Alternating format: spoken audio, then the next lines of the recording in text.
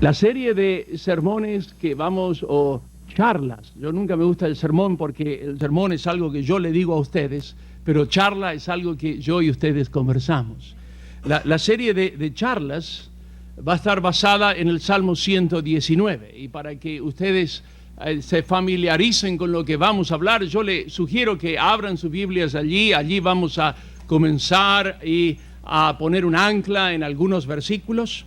Pero les sugiero, si van a volver mañana, que lean ese salmo a lo menos 10 veces. Es un salmo un poquito largo, ¿verdad? Pero nunca predico en un libro de la Biblia a menos que por lo menos, porque como no soy inteligente tengo que leerlo 100 veces. Entonces recuerdo dónde estaba ubicado, en qué lugar de mi Biblia. Estoy usando una Biblia que no es la que predico comúnmente, porque es una Biblia en inglés la que predico comúnmente.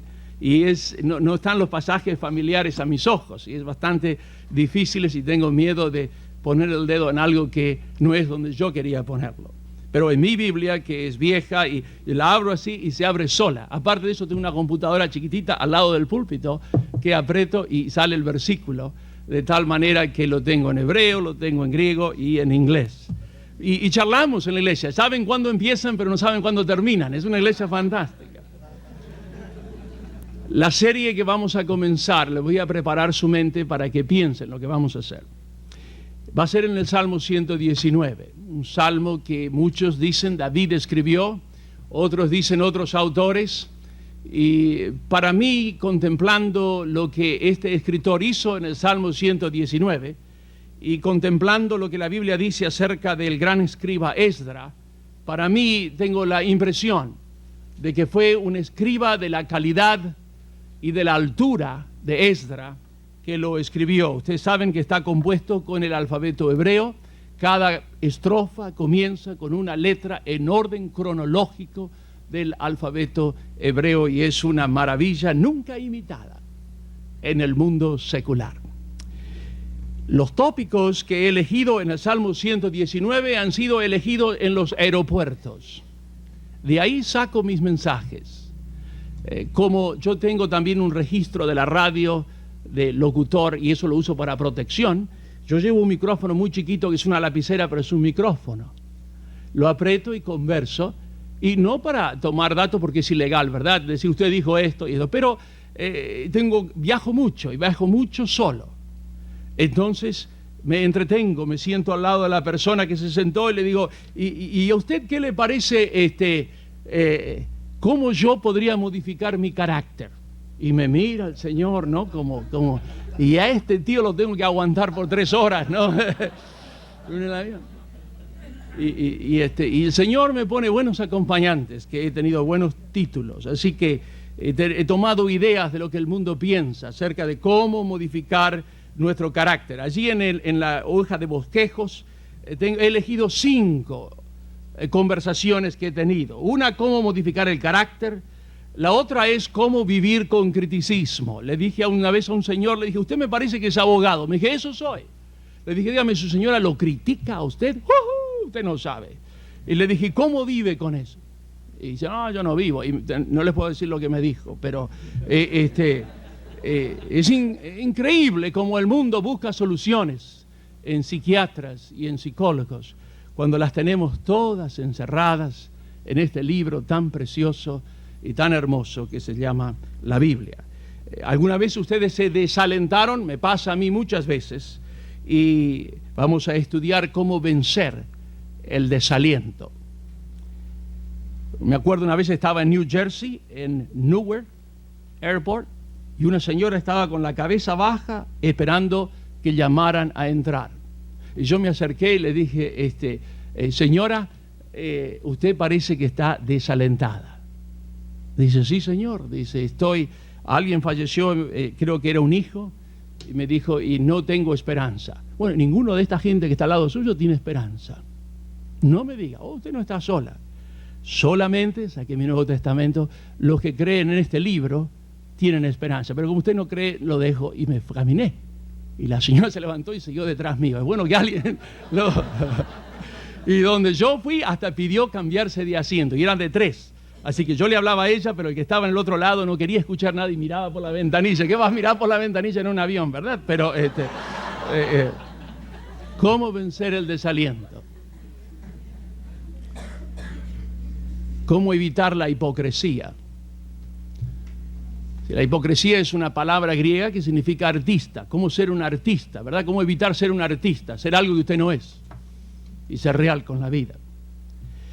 Y cómo vencer la indisposición. O sea, cuando usted dice, hoy no tengo ganas de hacer esto.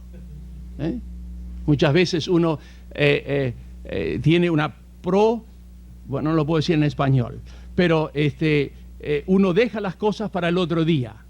En California le llamamos mañana. Procrastination es en inglés, pero en español es parecido. ¿Cómo vencer eso? Así que esta noche vamos a empezar donde todos debemos empezar, con nuestro carácter. Vamos a tener una palabra de oración pidiendo que el Espíritu nos guíe y vamos a trabajar en el bosquejo que dice para modificar el carácter, soluciones bíblicas para modificar el carácter. Oremos juntos. Padre, te damos gracias que en esta noche tenemos tu palabra delante nuestro para que nos enseñe.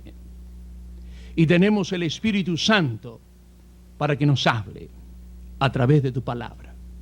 Creemos que Él es el autor, el intérprete y el maestro de las Escrituras. Y yo te pido, Padre, que manejes mi entendimiento en una manera tal que pueda mostrar solamente tus Escrituras y no mis pensamientos, para que al discernirlas y salir de este lugar podamos decir que hemos estado bajo el consejo de nuestro Maestro Cristo Jesús, en cuyo nombre te lo imploramos. Amén. ¿Cómo modificar el carácter o cómo improvisar su vida? Muchas personas pagan $145 por 45 minutos para improvisar su carácter. El hospital le cobra a usted eso y 100 se queda en el hospital, 45 va al doctor. Pero lo tienen de esa manera, ¿verdad? Y usted va, se sienta con un psiquiátrico o con un psicólogo y él le da una medicina para dormir cierto sector de su mente para que no piense más acerca de esa debilidad o de ese problema suyo. Es al revés el asunto. Usted tiene que pensar cada vez más en aquello que le molesta, no cada vez menos. La Escritura en el Salmo 119, versículos 9 al 16, tiene allí un plan tremendo en cómo usted y yo podemos llegar a modificar nuestro carácter. Yo voy a sugerirle 3 pasos. El primero es que debemos de hacer un diagnóstico personal y se encuentra en el versículo 9 y luego vamos a dividir los subpasos que vamos a seguir para ver cómo tenemos que hacer eso. El versículo 9 del Salmo 119 nos va a hablar de cómo hacer un diagnóstico personal. Es el más difícil de todos los diagnósticos porque nos tenemos que mirar al espejo y vernos como somos. En segundo lugar, vamos a hablar de que debemos de confiar en Dios sin reservación. Y vamos a ver qué significa eso. Y eso ocurre en el versículo 10. Y luego vamos a ver que debemos de poner la palabra de Dios en su corazón. Cuando hablo en inglés esto digo, debe de poner la palabra de Dios en la computadora de su corazón, porque todo el mundo tiene computadora y sabe lo que significa un hard disk y todo eso. Entonces es más fácil decir, ponga la palabra de Dios en la computadora de su corazón, así cuando aprieta la tecla, lo único que sale es la palabra de Dios. Y en cuarto lugar, adopte la actitud de un líder. Vamos a ver qué significa cada uno de estos puntos. Lo voy a hacer despacio para que ustedes puedan tomar nota y agradezco vuestra paciencia en escucharme. Lo vamos a hacer en forma de charla y si alguno después de la reunión tiene alguna pregunta o algo, me puede llevar a tomar un helado, usted paga y yo le respondo a la pregunta. Yo lo digo así en broma en la iglesia y todos los días me llevan a breakfast y estoy agarrando más pound que no sé qué. Bueno, haga un diagnóstico personal. Versículo 9. Dice el Salmo 119, versículo 9, ¿con qué limpiará el joven su camino. Y la Biblia dice, con guardar su palabra.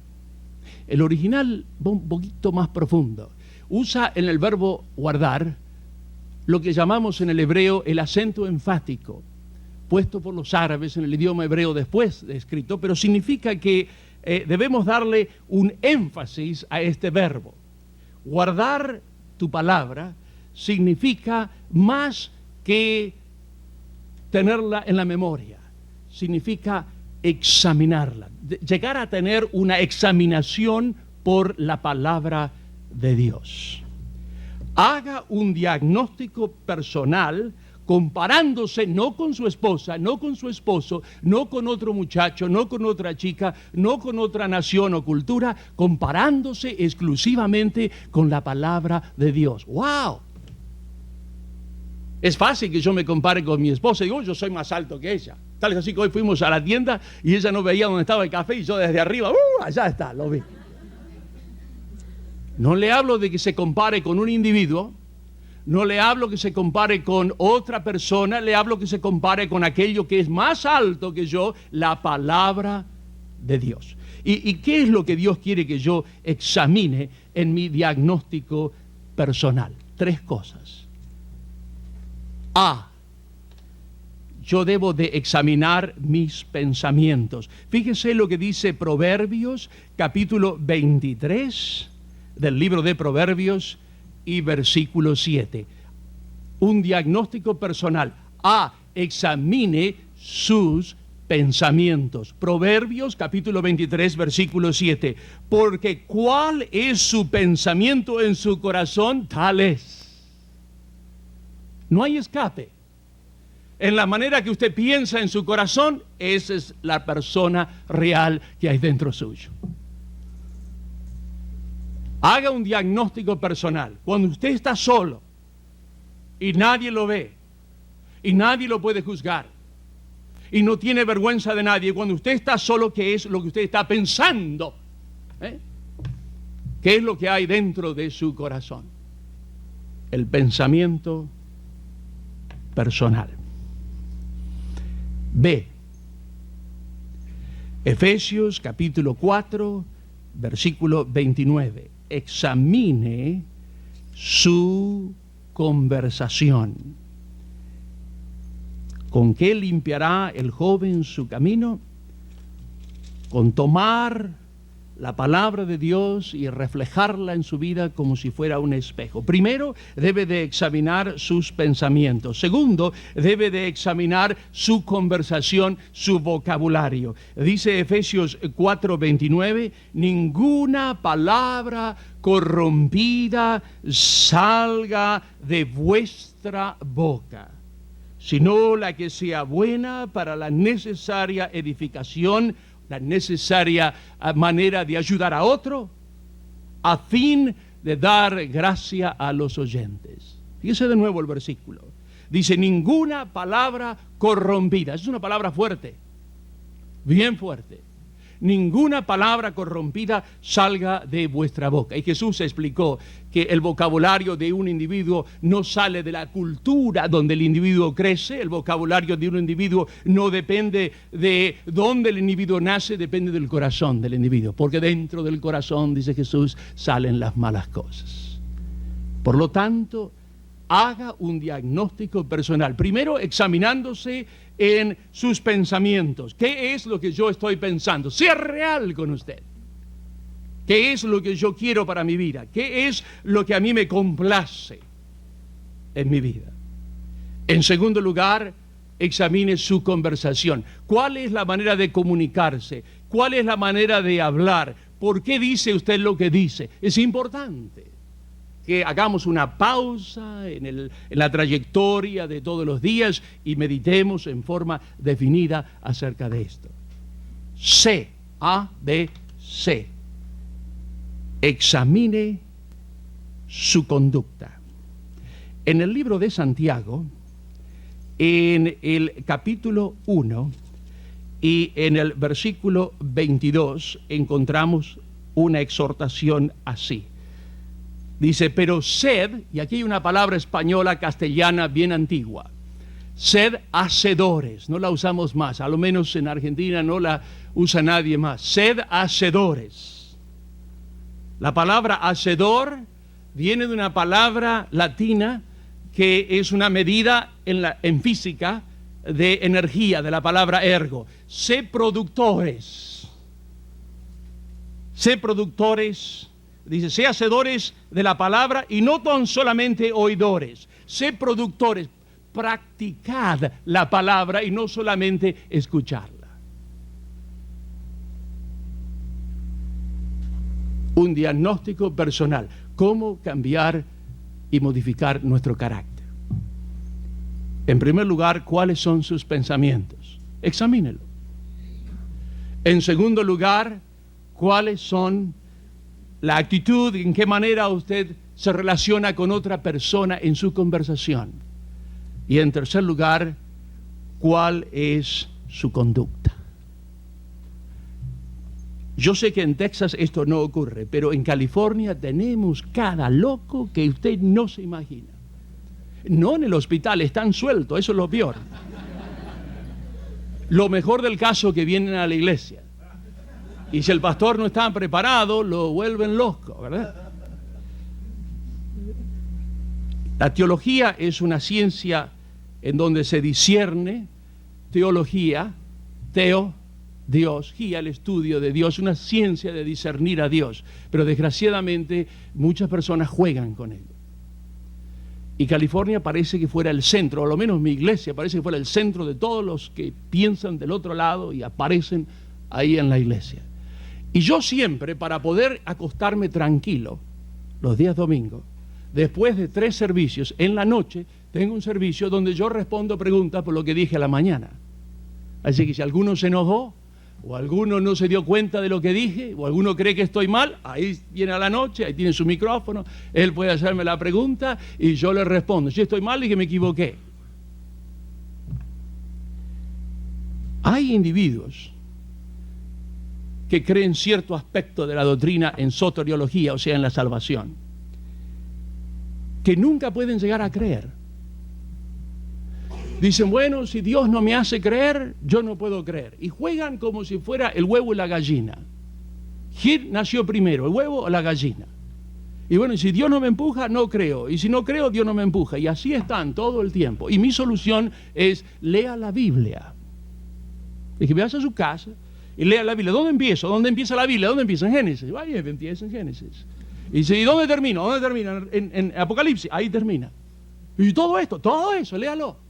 En algún lugar de la Biblia, usted va a encontrar la respuesta. Pues yo no la sé, pero Dios la sabe. Y esta es la palabra de Dios. Y si usted la lee, ¿qué dice la Biblia? La fe viene por el oír. Y el oír no la palabra del pastor Otero. El oír la palabra de Dios. Pastor, ¿cómo lo voy a hacer? Es muy simple, empieza, Génesis 1, empieza a leer en voz alta hasta que se duerma. Y al otro día sigue donde se durmió.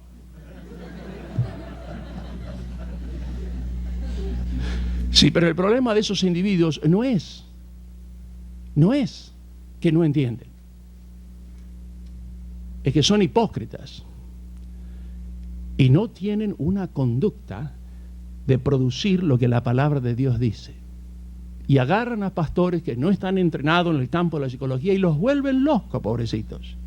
Y yo no pierdo tiempo con nadie en consultas pastorales, a menos que usted esté seriamente dispuesto a confrontarse con la verdad y verse en el espejo de la Biblia. Lo que más me gusta de la cirugía es cuando uno abre, uno ve lo que hay adentro. Malo o bueno, lo ve. Y eso es lo que hace la palabra de Dios. Cuando usted se confronta con la palabra de Dios y abre su corazón en una forma personal, la palabra de Dios le da un diagnóstico de lo que usted es. Y lo vamos a ver en un minuto. En un segundo le voy a dar la fórmula de medicina de cómo actuar en el segundo paso. Pero es impresionante. Haga un diagnóstico personal. No juegue. No trate de encontrar un versículo que contradiga al otro. No juegue con la palabra de Dios. Si usted quiere modificar su carácter, lea la palabra de Dios y sea honesto con sus pensamientos, sea honesto con lo que usted está leyendo y tenga una actitud tal de que usted vea en la palabra de Dios algo que le va a hablar a usted y lo refleja entonces en esa manera. Pero hay personas que cuando hablan, yo estoy seguro, me están mintiendo. Tal es así que tengo que hablar con la persona 3 veces sobre la misma cosa para que me diga la verdad. Estoy hablando entre cristianos. Y eso es una vergüenza. Nadie se va a curar del problema que tiene a menos que sea honesto, ¿verdad? Yo no soy Jesús. La Biblia dice en Juan 2:25 que Jesús sabía que no creían porque Él sabía lo que había en el corazón de ellos. Pero yo no soy Jesús y si usted no me dice cuál es su problema, yo no lo voy a saber. Les doy un ejemplo y paso al punto segundo. Me dijo el pastor, el dean, y yo siempre cuando voy a un lugar me someto a la autoridad. Lo aprendí de la Biblia también, ¿verdad?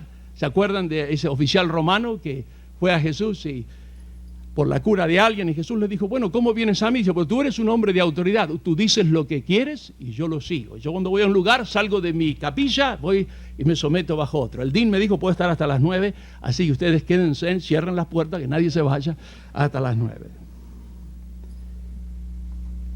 Fíjense en que es un caso serio este de razonar. Un agente de la Policía Federal, FBI, vino a mi oficina. Se sentó y me dijo español el muchacho, castellano. Dice, tengo un problema muy grande. Y yo tengo una solución muy grande también. Dime el problema.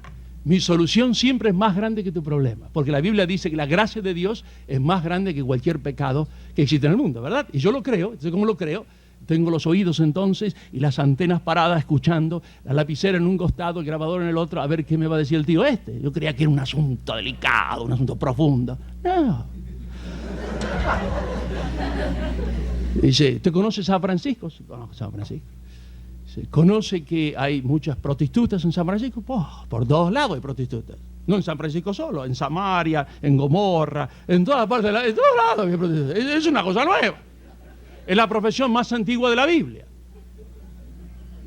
Así que no me va a asustar, no es una cosa nueva. Y yo tengo un problema. ¿Y cuál es su problema? Y dice, mi problema es que yo bajo en esta calle, usted sabe, tomo el tranvía. San Francisco tiene un lindo tranvía con un cable en el medio, hecho como 100 años atrás. Un trabajo de ingeniería fantástico. Tomo el tranvía, bajo en esta calle, camino una cuadra y ahí me agarra una muchacha y me lleva para adentro. Dije, una muchacha te agarra y te mete adentro. Sí. Bueno, le dije, yo tengo la solución. Le dije, ¿cuál es, pastor? Muy fácil. ¿En qué calle te bajás? Supónganse, la calle A. Pues bajate en la calle B y andá por el otro lado. Ah, pero a mí me gusta. Dice,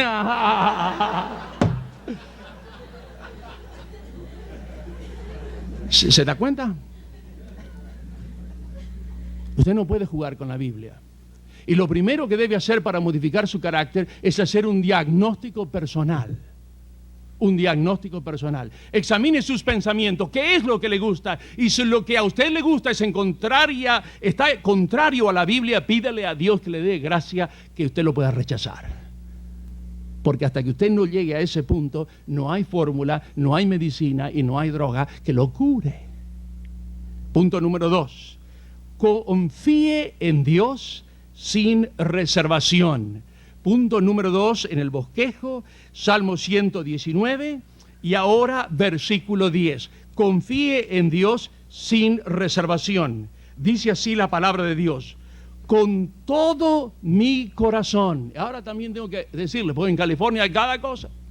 Me dijo un tío una vez esto. Dice, la palabra todo no significa todo.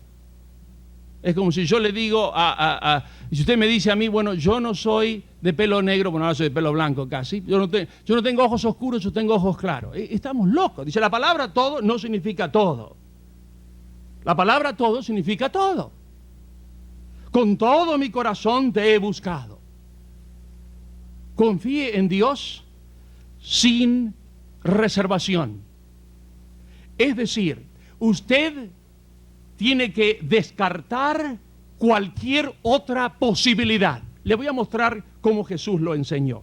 En Juan capítulo 6, encontramos la narración de un episodio que yo lo practico en mi iglesia 100% y da un resultado tremendo. Juan capítulo 6. Y en los versículos 65, 66, 67 y 68 encontramos un incidente de cómo Jesús respondió a la pregunta: hay mucha gente que se está yendo de la iglesia. Fíjense. En el versículo 66 de Juan 6, después que Jesús dijo las cosas como son, después que les predicó el evangelio, miren el resultado. Desde entonces, muchos de sus discípulos, dice la Escritura, volvieron atrás y ya no andaban con él. Y me da la impresión de que los 500 que le empezaron a seguir, todos se fueron. No, esto no puede ser. Yo creía que la iglesia era un club de golf. No, yo me voy. Y quedaron 12.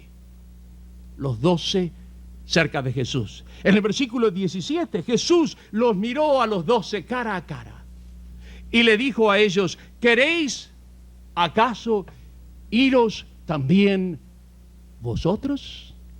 Qué desafío, ¿verdad? El pastor no tiene que tener miedo de que se quede sin miembros. ¿Y cuál fue la respuesta de Pedro? Dice: Señor, ¿a quién iremos? Fíjense en la respuesta, nos da la respuesta psicológica de cómo un individuo debe de confiar en Dios sin reservación. Dice: ¿a quién iremos? Tú y solamente tú tienes palabras de vida eterna. Usó, el original no necesita usar el pronombre tú. Podía usar la palabra tienes, pero usó humón, tú tienes, tú exclusivo. Cuando el original usa el pronombre y el verbo, habla de la exclusividad. Y dice: tú tienes palabras de vida. Lo que hizo Pedro, él es que descartó cualquier otra posibilidad. No hay ninguna otra posibilidad que me pueda llevar a Dios, excepto Jesucristo. Descartó cualquier otra posibilidad. Confíe en Dios sin reservación. Punto número A: no hay otro puente entre Dios y el hombre excepto Jesucristo. Punto número A: no hay otro puente entre Dios y el hombre excepto Jesucristo. Ustedes anótenlo, yo les recito el versículo. Primera de Timoteo 2:5. Hay un Dios y un mediador, un puente. Yo le llamo el Golden Gate de las Escrituras. Hay un mediador y un puente entre Dios y el hombre Jesucristo.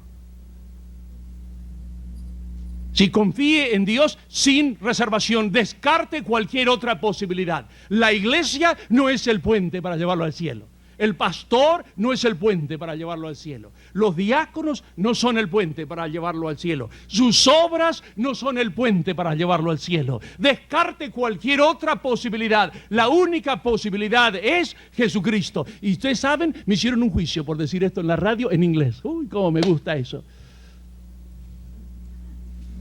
Me llamaron la radio y me dice: vamos a hacer un share day. Un share day quiere decir un día en el cual invitamos a los oyentes a dar.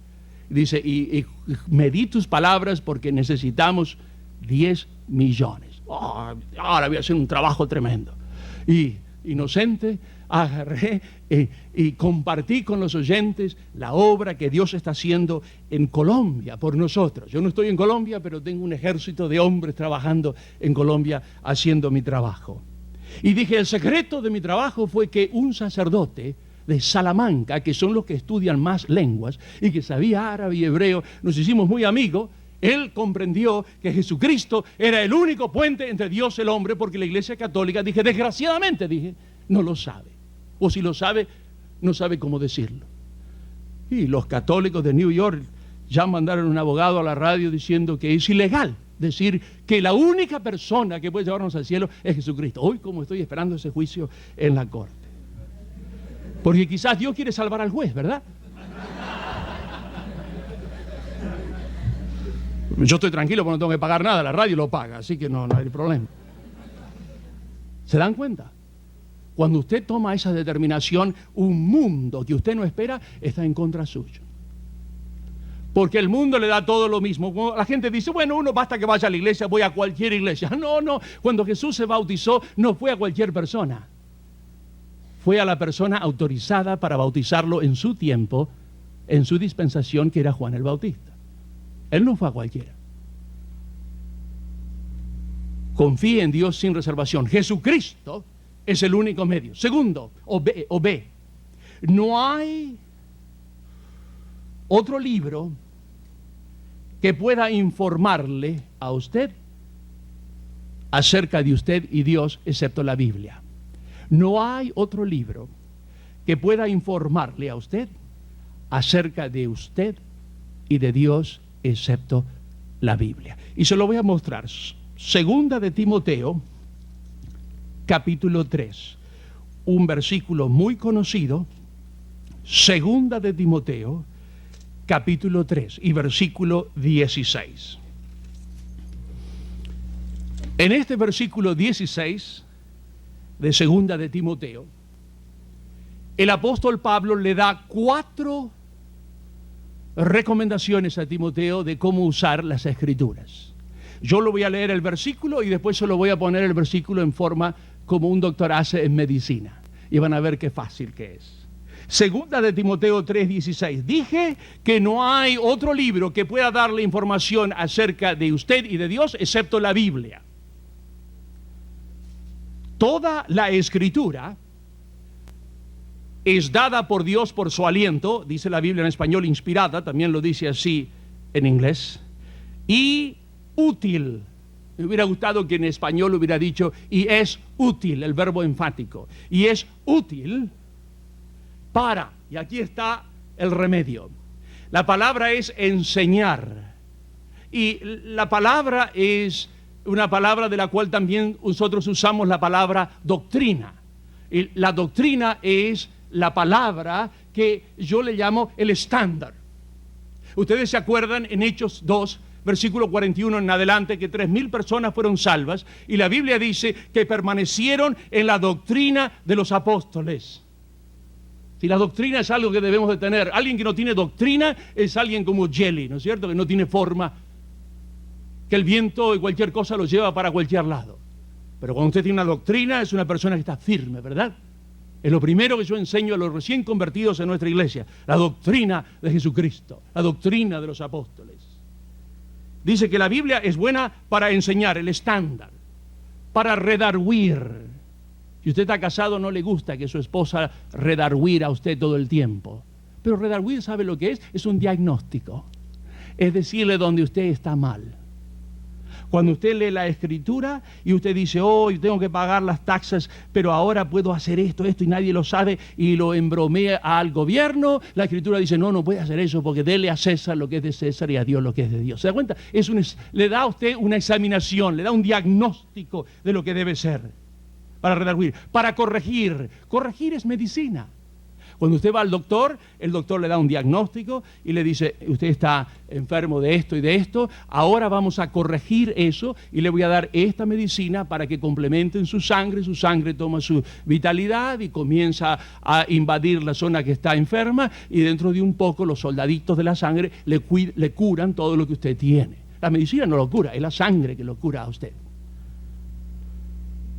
La palabra de Dios es buena para estándar, para diagnosticar, para medicina, y fíjese lo que dice acá, para instruir en justicia. Esa es medicina preventiva. Una vez un señor se salvó de que le diera yo una paliza, ustedes no se imaginan. Yo estaba ni en el seminario ni nada. Estaba trabajando de ingeniero, calculando así, y viene este señor y me dice, decime, vos siempre tenés una Biblia allí, ¿verdad? Sí, tengo una. Yo creí que estaba interesado en la Biblia. Dice, decime una cosa, dice, y ¿está bien o está mal ser homosexual? Lo miré, dije, uy, este tío, ¿por qué me preguntará eso? Y dije, a ver, y en mi mente corría, ¿dónde están los versículos que le voy a mostrar?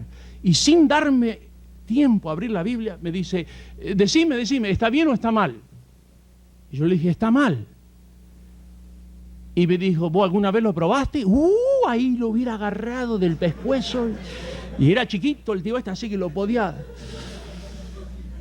Y yo no sabía qué decir, y llame la sangre de Italia de mi mamá y árabe de mi abuelita, todo estaba moviéndose en mi cuerpo, ¿no? Y dije, Señor, controlame porque este va a desaparecer, ¿qué voy a hacer acá? Entonces, como vio que yo no decía nada y estaba moviendo mis manos, yo creo que se dio cuenta que estaba airado, dice, yo pienso así, a menos que lo pruebe, se llama pragmaticismo eso, y lo enseña desgraciadamente la psicología. A menos que lo pruebe, uno no sabe si está bien o está mal. Le dije, te equivocaste, porque la palabra de Dios dice acá es que es buena para instruir. La palabra de Dios le instruye a usted, así usted no lo tiene que hacer. Le dice lo que está bien y le dice lo que está mal. Por ejemplo, hay muchos jóvenes acá, así que les puedo decir que lean 10,000 veces 1 Corintios 7, especialmente a las señoritas y a los jóvenes que no están casados. Ahí dice que no debe haber sexo primarital. No me importa lo que diga la psicología, no me importa lo que diga la psiquiatría, la Biblia dice que premarital sex, o sea, sexo antes del casamiento, no se debe hacer. Y si alguien está necesitado, cásese, encuentre el candidato y cásese. Y no dice que se case con un hombre, porque dice que busque a su mujer y busque a su esposo. Entonces ya tengo la medicina, ¿verdad? Preventiva. No hago esto porque la Biblia dice que si lo hago está mal. Simplemente. ¿Se dan cuenta? Confíe en Dios sin reservación. No hay otro mediador entre usted y Dios. Nadie lo va a llevar al cielo excepto Jesucristo. Y no hay otro libro que lo va a preservar a usted puro excepto la Biblia misma. Pero tiene que leerla. Y cuando la Biblia le dice algo acerca de instrucción, use ese marcador color naranja y márquelo, póngale un código al costado, en la tapa de atrás de la Biblia ponga un código para entender el código que usted hizo y un día entiende todo lo que hizo. ¿Sabe lo que va a pasar? Si usted marca la Biblia, Dios le va a marcar el corazón. Pero si usted no marca la Biblia, Dios no tiene oportunidad de marcarle el corazón. ¿Cómo se va la hora? Punto número 3. Ponga la palabra de Dios en su corazón. Versículo 11. Fíjese lo que dice el Salmo 19, versículo 11. En mi corazón he guardado tus dichos para no pecar contra ti. Ponga la palabra de Dios en su corazón. ¿Qué significa eso? 3 cosas. No trate de improvisar la palabra de Dios. Vamos al libro de Josué por un minuto, en el capítulo 1. Libro de Josué, capítulo 1. El consejo es: ponga la palabra de Dios en su corazón. ¿Cómo hago eso? En primer lugar, en forma negativa. No trate de improvisar la palabra de Dios. Fíjese lo que dice las Escrituras. Dios hablándole a Josué: solamente esfuérzate y sé muy valiente, dice la Escritura, para cuidar de hacer, dice la Escritura, conforme a toda. Aquí está la palabra. Ahora me doy cuenta, aquellos que quieren cambiar la palabra toda porque quieren hacer algo de ellos mismos. Dice: a toda la ley que mi siervo Moisés te mando. Y fíjese el consejo de Dios: no te apartes de ella, ni a la diestra ni a la siniestra, para que seas prosperado en todas las cosas que emprendas. Hermanos, no podemos improvisar la palabra de Dios. Cuando la palabra de Dios dice: esposos, amad a vuestras mujeres así como Cristo amó a la iglesia, debemos amar a nuestras señoras en todo momento, en toda circunstancia. Aunque no le cocine las enchiladas, sigue amándola de cualquier manera. No dice amad a vuestra esposa, sí. Dice amad a vuestras esposas en la misma manera que Cristo amó a la iglesia y se entregó a sí mismo por ella. ¿Se da cuenta? No podemos improvisar la palabra de Dios. No la podemos improvisar. Ponga la palabra de Dios en su corazón, sin tratar de improvisarla. Hay algunas personas que dicen, sí, sí creo esto, pero, cuando usted dice pero, ya se terminó. Yo trato a lo menos 100 casos de divorcios por semana en los Estados Unidos de América. Individuos que llaman y dicen, bueno, yo sé que no hay divorcio, mi señora, como un bebé. Le dije, ¿usted tiene una Biblia? Sí. Lea Malaquías 2:16. Dios dice, yo odio el divorcio. No lo digo yo, lo dice Dios. ¿Tiene usted miedo? Yo, bueno, si no tiene miedo, entonces vamos a empezar por otro punto. Dice que el principio de la sabiduría, dice el libro de Proverbios, capítulo 1, versículo 7, ¿es cuál? Es el temor de Jehová. El problema que existe hoy en los Estados Unidos es que no hay temor de Jehová. Hay conocimiento mental, pero no hay conocimiento en el corazón. Y por eso el individuo quiere modificar la palabra de Dios. Punto número B. No se olvide de meditar personalmente en la palabra de Dios. Versículo 8, Josué 1:8.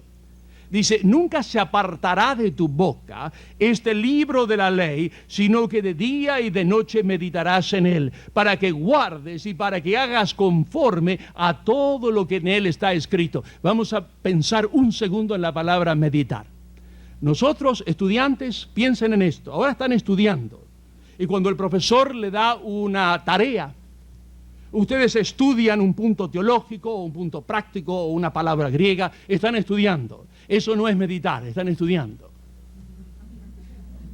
Meditar es levantarse media hora antes de lo usual, con un marcador y un lápiz, y leer una porción de las Escrituras por 15 minutos, y marcar aquellos versículos que le hablan a usted. Y luego parar y volver a leer los versículos marcados. Y orar acerca de lo que usted ha leído. Eso es meditar. Nosotros los pastores corremos el riesgo de estudiar la palabra de Dios solamente y no meditar en ella. Así que no permito que nadie me llame por teléfono a las 4:30 de la mañana. Ustedes se sorprenderán, pero a las 3 de la mañana suena el teléfono de Iowa. Pastor, está levantado. ¿Cómo está levantado? Son las 3 de la mañana. Pero yo pongo el teléfono del lado de mi esposa, así le suena a ella, lo atiende, todas esas cosas. Es increíble, ¿no? La gente a veces está tan nerviosa que pierde el conocimiento de qué hora es. Y nos llama a las 3, 4 de la mañana. Pero de 4:30 a 5 de la mañana yo tengo que leer la Biblia porque la necesito, yo la necesito. Gabriel Otero necesita que Dios le hable y le marque y que medite en la palabra para poder conformar el día que voy a vivir de acuerdo a la palabra de Dios. Hermanos, si no hacemos eso, comenzamos el día vacíos. No lo haga a las 11 de la noche. Muchos muchachos me dicen, yo lo leo y me duermo. Le dije, estabas leyendo a las 11:30. Claro, a las 11:30 de la noche. Bueno, yo también me duermo a las 11:30 de la noche. Ponga la palabra de Dios en su corazón. No trate de improvisarla, medite en ella. Y fíjese el versículo 9. Lo que dice, sea firme con esas promesas. Dice, mira que te mando que te esfuerce y seas valientes. Sé firme acerca de los principios. Hay cosas en la palabra de Dios que están en contra del sentido común, que están en contra de las personas que los rodean, que están en contra de todas las leyes comunes del hombre, porque es la ley de Dios. Pero mejor que obedezcamos la ley de Dios y no la ley de los hombres. Tenemos que ser firmes con la palabra de Dios. Y yo les voy a dar un caso. Un señor me llama y me dice, bueno, mi hija se va a divorciar. Y dije, ¿qué le dijiste? Bueno, pobrecita, sufrió con el otro señor. No, pobrecita. En un divorcio las dos partes tienen la culpa. Pero es mi hija. A mí no me importa que sea mi hija. Pero dice, ¿y qué dice la palabra de Dios? Y la conoce el señor este. De tapa a tapa. Sí, pero es mi hija, pobrecita, sufrió mucho. El otro es un vagoneta. Pegale al vagoneta, pero no es cierto. A sacudirlo a tus yernos. ¡Hey! Anda a trabajar. Dale un puntapié fuerte a ver si cae en algún lugar. Pero no se justifica, ¿verdad? Sí, pero ¿qué dice la palabra de Dios? Sí, yo sé que dice eso, pero en este caso, ¿qué te parece? Yo lo entiendo. Yo lo entiendo, yo me solidarizo. Cuando mi hija se casó, le dije, llegamos, estaba todo preparado, la música, trajimos de la radio, todas las orquestas, pusimos y hicimos un escándalo y todo lindo, ¿no? Estábamos parados, le dije, hija, mira, allí parado, en aquel lugar, más o menos a 60 pies de nosotros, está tu boss, está tu jefe. Aquí está el jefe hasta estos segundos. Cuando yo te transfiera a él, no quiero que nunca en mi vida me hables una cosa mala de él. Si te hace algo mal, no le pongas sal en la comida, hazle cualquier cosa a él, pero a mí no me digas nada. Ahora bien, bajo estas condiciones, ¿caminamos al altar o nos vamos para casa? No importa, comemos todo en el hotel donde teníamos la cena y nos vamos para casa. Dijo, Daddy, por favor. Y caminamos. Nunca, desde 1984, mi hija me ha dicho de su esposo porque sabe que no lo tolero. No, el padre, yo no tengo derecho a escuchar una sola, porque pecaría contra Dios y contra ese muchacho. Mi hija quizás sufre, mi hija habrá llorado, como todos en el matrimonio, pero no son mis negocios. La palabra de Dios dice que el varón es aquel responsable. Le dije, ¿vos estás segura? Me acuerdo el día que me dijo, papá, yo me quiero casar. Y me fui a la universidad corriendo a ver quién era el tío. Y no solo eso, llamé por teléfono a la familia del tío y nos juntamos juntos a hablar. Caso serio, ¿verdad? Es mi hija. Y le dije porque mi hija y yo somos muy amigos. Ella es doctora y estamos familiarizados en cosas. Entonces le dije, decime una cosa. ¿Y por qué te querés casar con este tío? Dice, porque es un hombre a quien me puedo someter. Dije, la fórmula es perfecta. ¿Me la decís de corazón? De corazón, papá. Bueno, ahí está. Si no podemos cambiar la palabra de Dios, tenemos de que ser firmes. Eso es guardar la palabra de Dios, como dice acá el Salmo 119 y versículo 11. En mi corazón he guardado tu palabra. Ser firmes, en otra palabra, no tratar de improvisar la palabra de Dios, no olvidarnos de meditar en la palabra de Dios. Y también, punto C, tener firmeza en los principios bíblicos, aunque nos duela, porque realmente después que los cumplimos, no nos duele más. Punto número 4. Adopte la actitud de un líder. ¿Y cuál es la actitud de un líder? Acá está. Versículo 13. Con mis labios he contado todos los juicios de tu boca. ¿Cuál es ese principio? Aprenda a dar testimonio. Aprenda a dar testimonio. Fíjese, en Primera de Pedro 3 y versículo 15, hay un versículo que le enseña a usted a dar testimonio. Yo siempre se lo digo a mis diáconos y a aquellos que recién empiezan en el Evangelio. Primera de Pedro, capítulo 3 y versículo 15. Dice, santificad a Dios el Señor en vuestros corazones. La Biblia en español empieza, si no, pero ese si no pertenece al versículo anterior. La oración no es condicional, sino es que demanda, es impositiva. Dice, santificad a Dios el Señor en vuestros corazones y estad siempre preparados para sentar defensa o dar una respuesta, sería mejor, con mansedumbre y reverencia ante todo el que os demande razón de la esperanza que hay en vosotros. Usted da un tratado y espera. Si no le dicen nada, se lo da a otro. Y cuando alguien habla, usted esté preparado a dar una respuesta. Cuando me siento en el avión, siempre le digo a la persona de al lado, ¿qué pasaría si cuando salimos arriba, vuela el avión? Me miran. Dice, ¿cómo? ¿Y qué pasaría? ¿Usted sabe cuánto pesa el avión? Dice, no. ¿Y usted sabe todos los pasajeros que hay en el avión? ¿Usted sabe la velocidad que tiene que salir el avión? ¿Usted sabe la ley de termodinámica del avión? No sé nada de eso. Le digo, mire, si un ala se mueve un poquitito para abajo, ahí se termina con todo. Y ya lo veo mirando por los dos lados, ¿no? ¿Qué pasaría? Dice, y se rompe el avión, pero ¿y qué le pasaría a usted? Pero dice, me muero. ¿Y después? Y me miran como diciendo, ¿y este de dónde salió? A veces puedo seguir la conversación, a veces la persona se mueve de asiento, si puede. Pero yo busco que alguien me pregunte, nunca Yo busco que alguien cuando alguien me pregunta, yo tengo derecho, primero legal, de responder, y estoy cubierto en caso que me lleve a juicio. Y en la radio, ustedes no saben lo que hay, estar en el micrófono públicamente. Ustedes no saben lo que es. Los abogados en Estados Unidos están hambrientos por casos para hacer cualquier cosa.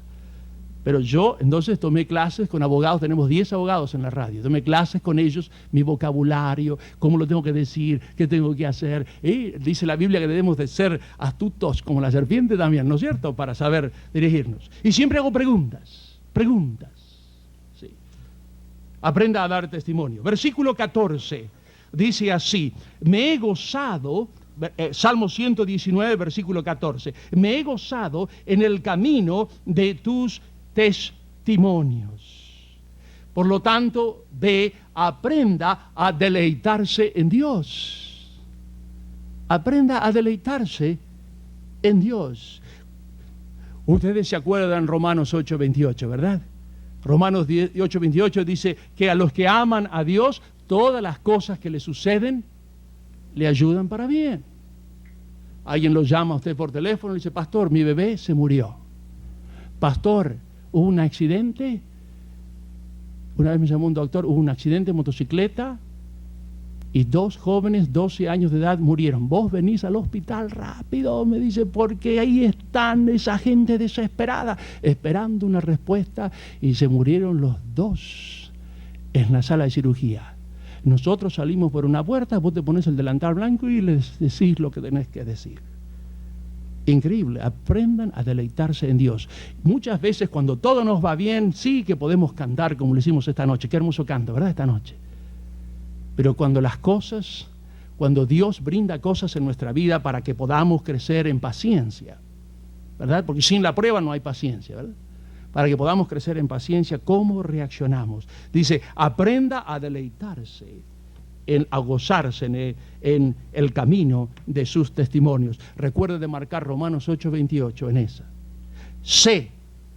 Aprenda a hacer un repaso espiritual. Versículo 15 y 16. En tus mandamientos meditaré, consideraré tus caminos, me regocijaré en tus estatutos, y fíjense en la clave: no me olvidaré de tus palabras. Aprenda a hacer un repaso espiritual. ¿Qué es eso? Es muy simple.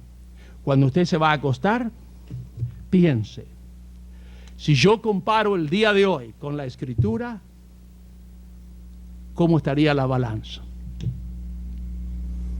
¿Para qué lado la balanza se inclinaría? Todo lo que hice hoy y la palabra de Dios en el otro lado de la balanza, ¿cuál es la que pesaría más?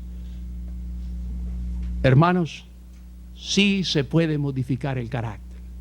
Usted no necesita un psicólogo. Usted no necesita un psiquiatra, a menos que usted tenga una deficiencia física o química, y entonces sí necesita un médico, no un psiquiatra, pero un médico que trabaje en su aparato químico, porque después de todo somos un componente de 70 minerales el cuerpo humano, ¿verdad? Pero yo le dije a los doctores una vez, explicando una clase de sociología, les dije: hay una cosa importante, todos ustedes saben tremendamente cómo está hecho el cuerpo humano, 70 componentes químicos, pero se olvidaron de uno. El cuerpo humano tiene 71. ¿Y cuál es el número 71? El alma. Se olvidaron del alma. ¿Sí? Porque dice el libro de Eclesiastés que cuando el hombre muere, el cuerpo va a la tierra, pero el alma. Y le dije al cirujano: ¿y usted alguna vez encontró un alma? Y los señores dirán, y me miran como si yo fuera un bicho raro. Hermanos, el carácter se puede modificar. No vivan con esa derrota de decir: bueno, mi mamá era así, mi papá era así, mi abuelito es así, yo soy así. Ya estoy cansado de escuchar eso. No es cierto. Dice la Biblia en 2 Corintios 5:17 que si creemos en Cristo somos una nueva criatura. No que su cara va a cambiar, yo siempre tengo la misma. Mi esposa desearía que yo tenga ojos celestes y rubio como el decano, pero ¿qué voy a hacer? Nací así. Pero lo que la Biblia dice es que su estructura interna tiene que cambiar. Su carácter puede cambiar porque hay una nueva naturaleza. Y primera de Juan 4:4 dice, más grande es aquel que está en vosotros que el que está en el mundo. Así que, hermanos, no hay excusa. Usted tiene el carácter que usted quiere tener, no el carácter de sus padres o de sus abuelos. Recuerde esto, usted tiene el carácter que usted quiere tener. Te damos gracias, Señor, por el reto que tu palabra nos da. Te damos gracias también por lo práctica que es tu palabra, Señor. Nos habla al corazón. Te imploramos entonces que al meditarla una vez más, en esta noche, al atesorarla, al revisarla, al mirar las notas, quizás años después, podamos recordar que tú tienes poder para cambiar nuestra vida. Y, Señor, también te pido, para aquellos que son pastores y profesores y están a cargo de otros, que sepamos tener paciencia con otros, para que tú puedas cambiar la vida de otros también. En Cristo te lo imploramos. Amén.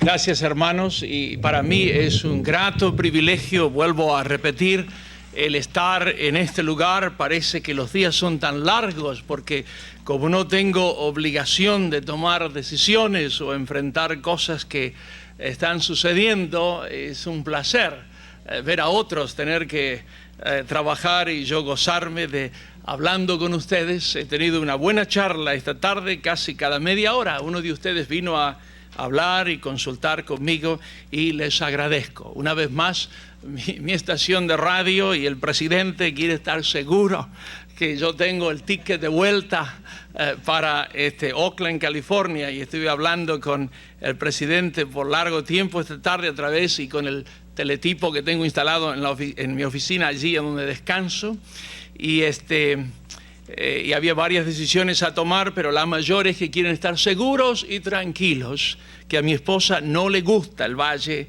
en este lugar. Y se equivocan bastante, porque a mi esposa le gusta el calor. Cuando estábamos en Nicaragua, yo no podía estar en la mañana en Nicaragua, pero mi esposa decía, hace calor hoy, y había 90 grados, era increíble de tomarlo. Bien, hermanos, vamos a continuar en la noche con esta serie de soluciones bíblicas. Esta serie de la noche está dirigida al corazón de ustedes para que aprendan a usar la Biblia en una manera de medicina. La única medicina para el corazón que es efectiva, que es real y que es poderosa. Ayer hablamos acerca de cómo modificar el carácter. Hoy hemos de hablar en otra sección de ese salmo que tanto admiro. Yo pienso que es la porción literaria más preciosa escrita en la lengua tan hermosa, en la lengua hebrea, por su composición. Y es mi meditación continua. Tal es así que fue mi deseo memorizarlo en el idioma hebreo, idioma que vino a ser tan familiar debido a la cuna de donde yo nací. Y pienso que es uno de los salmos más completos con referencia a todo lo que usted necesita saber para poder vivir. Vamos a orar y entonces vamos a trabajar juntos en el bosquejo que yo les he preparado. Querido Padre, te damos gracias que podemos una vez más buscar de ese manantial tan precioso que es tu palabra y saciar nuestra sed de conocerte mejor, de aprender a cómo usar tu palabra para no improvisar nuestra vida, pero cambiar nuestra vida. Y también, Señor, para que tú nos ayudes a entender cómo enfrentar las diferentes situaciones que cada día tú nos colocas en nuestro paso. Hoy, una situación difícil, el criticismo, vivir con la crítica, algo que no podemos evitar, pero algo que podemos sobrepasar si seguimos tu consejo. Te imploramos, Señor, que nos ayudes a entenderlo, y una vez más pedimos que el Espíritu Santo, que es el autor, el intérprete y el maestro de las Escrituras, nos enseñe. En el nombre de Cristo te lo imploramos. Amén. Yo no sé si a ustedes les gusta vivir con criticismo, pero a mí no. A nadie le gusta, ¿verdad?, que alguien le diga, mira, eso que hiciste podrías haberlo hecho mejor. ¿Verdad? Eso es el criticismo, ¿verdad? A nadie le gusta que su esposa, mientras usted maneja, le indique lo que tiene que hacer, ¿verdad? Y mi esposa lo conoce bien, y entonces un día me dejó equivocarme bastante mal.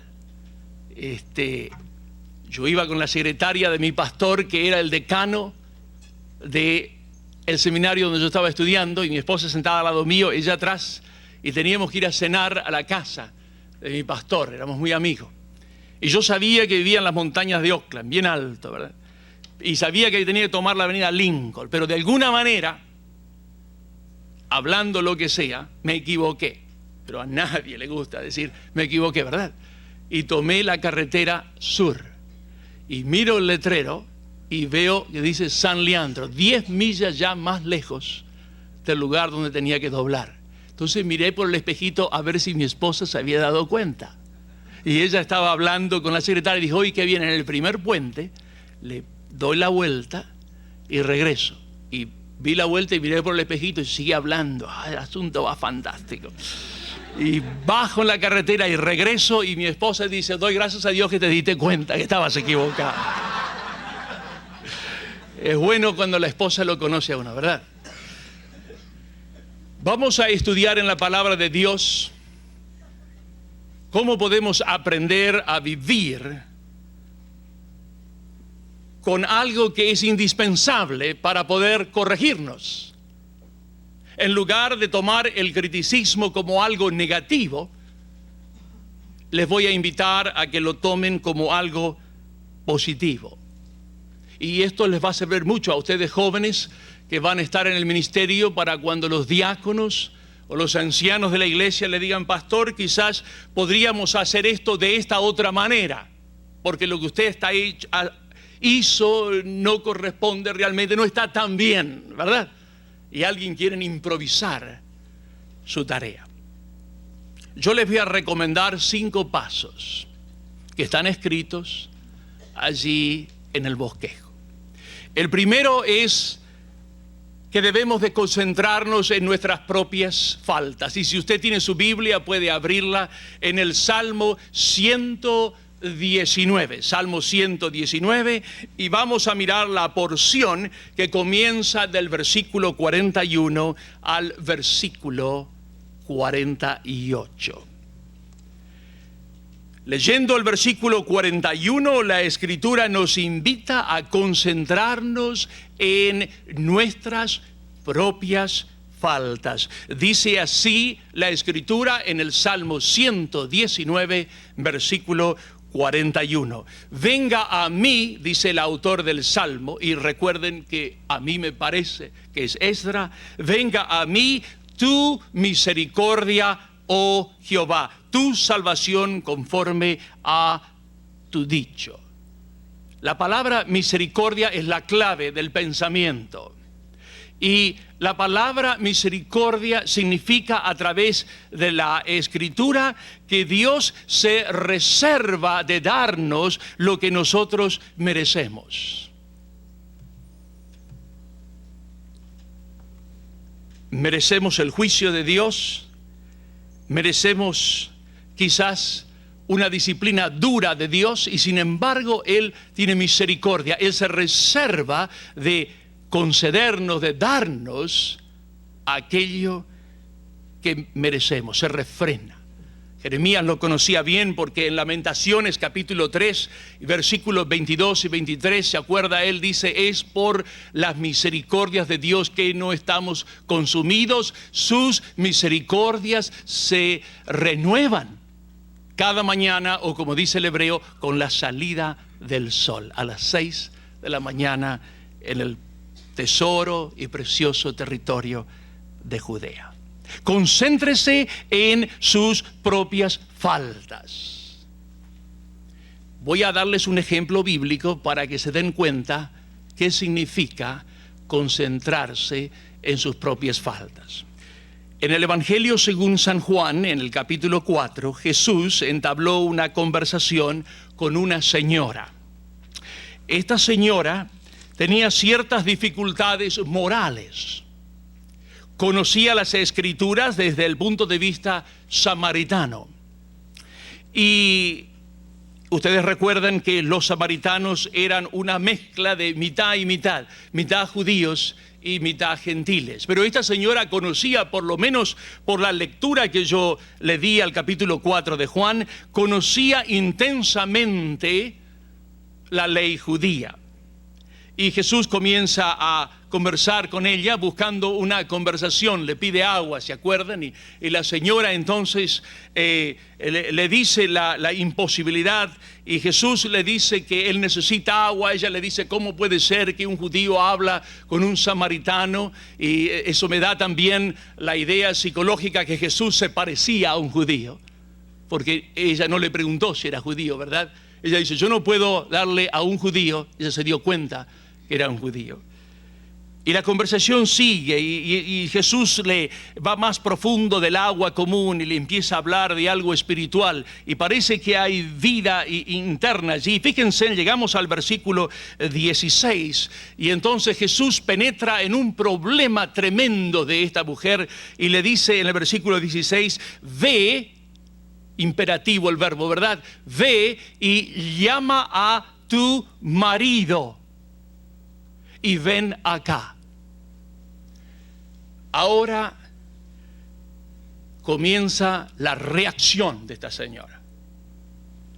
¿Sí? Concentrarse en nuestras propias faltas tiene que ver con la reacción que tomamos cuando alguien nos critica. Fíjense en lo que dijo la señora, versículo 17. Y dice, no tengo marido. Le dijo la verdad, ¿verdad? No anduvo con vueltas, como dije esta mañana, no anduvo con pelos en la lengua, ¿se acuerdan? Así decimos en Argentina, si usted tiene pelos en la lengua, no puede hablar. Le dijo las cosas tal cual son.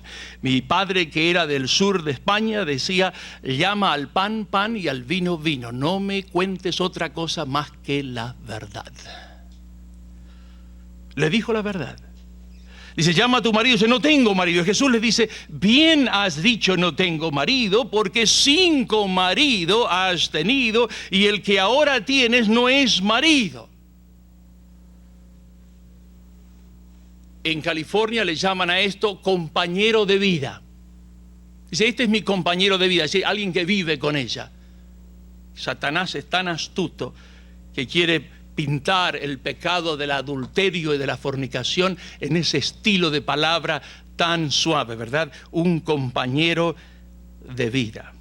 Jesús puso el dedo en donde ella más le dolía y puso la crítica en donde ella más lo necesitaba. Y la reacción de esta señora no fue buscar una excusa, como lo hizo el hermano en esta noche. ¿Vio? Se equivocó y dijo, bueno, perdonen, porque él buscó una excusa. No se enoje, hermano.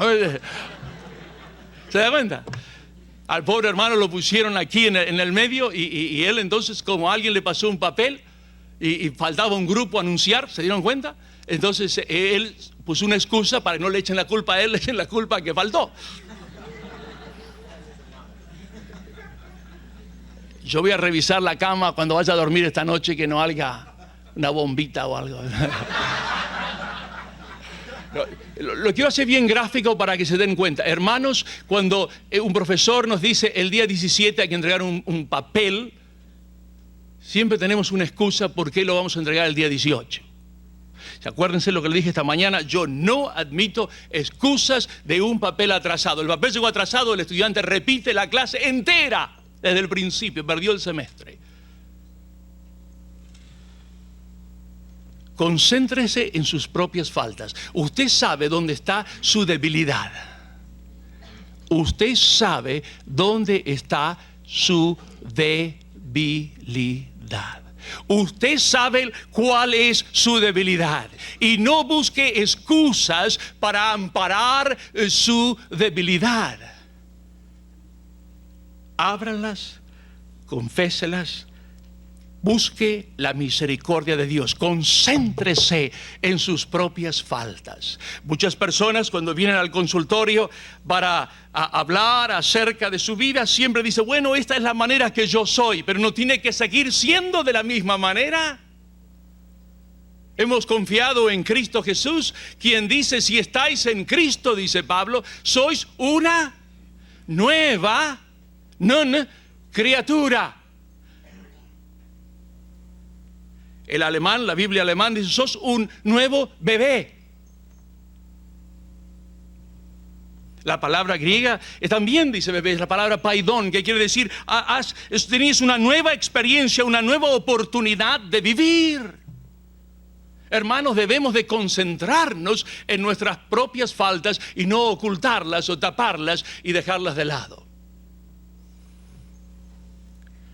Para vivir con el criticismo y sacar provecho, debemos primero de concentrarnos en nuestras propias faltas. Esa es la reacción que debemos de tener. La palabra reacción significa reflejo, ¿verdad? Ustedes se van al doctor y el doctor quiere saber los reflejos. Hay 5 reflejos en el cuerpo humano.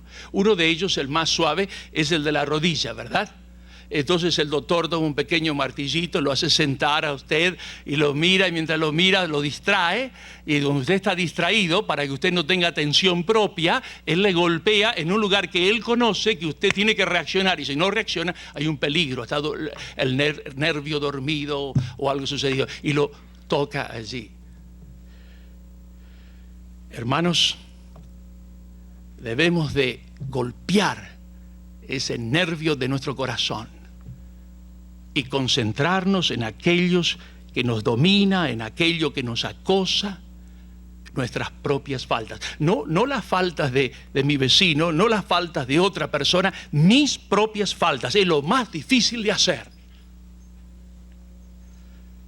Vivir con criticismo, concentrarnos en nuestras propias faltas. Número 2, el versículo 42 del Salmo 119 nos invita a mirar para que sepamos dónde estamos parados. Dice el versículo 42, y daré por respuesta a mi avergonzador, o aquel que me acusa.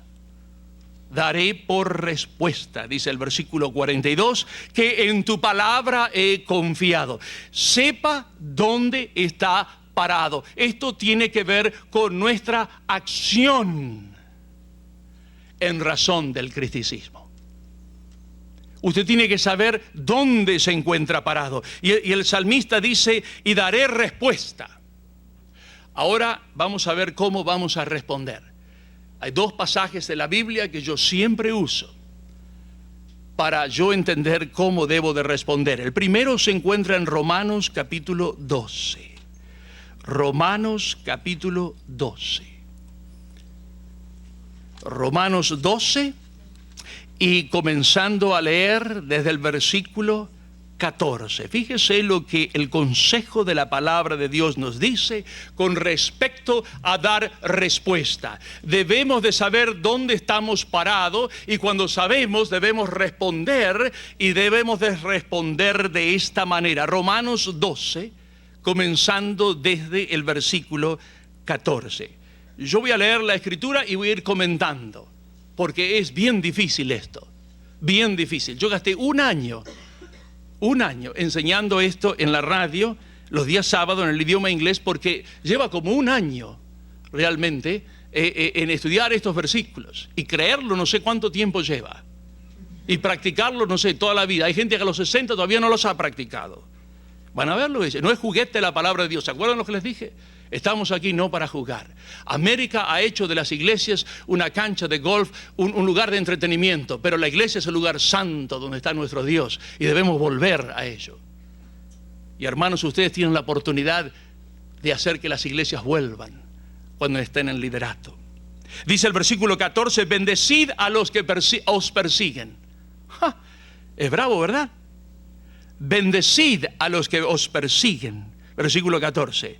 Bendecid y no maldigáis. Quiere decir que usted nunca se debe de quejar por alguien que le hace la vida imposible.